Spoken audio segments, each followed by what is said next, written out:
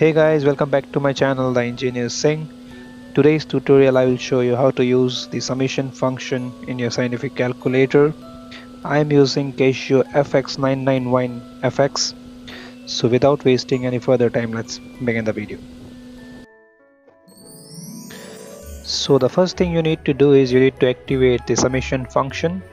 So you can see in the right side. So let's activate the shift button, activate the function. Now you need to define the function and the range of the function.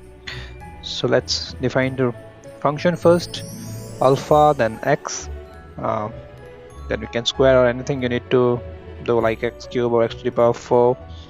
So after defining the function, you can set the range. I'm using 3 to 9 and just press equal and you'll get your results.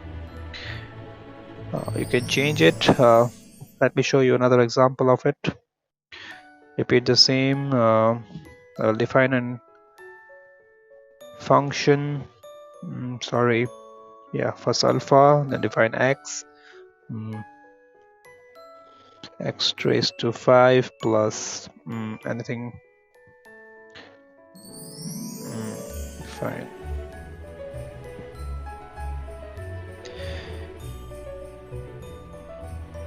Next, define the range of the function. That's it. Just equate it and you will get your output. That's it. You can find a summation of any function. Hope you liked the video. Thanks for watching guys. If you like the video, like, share and comment. Do subscribe, and yeah, don't forget to turn on the notification. Thanks again for watching.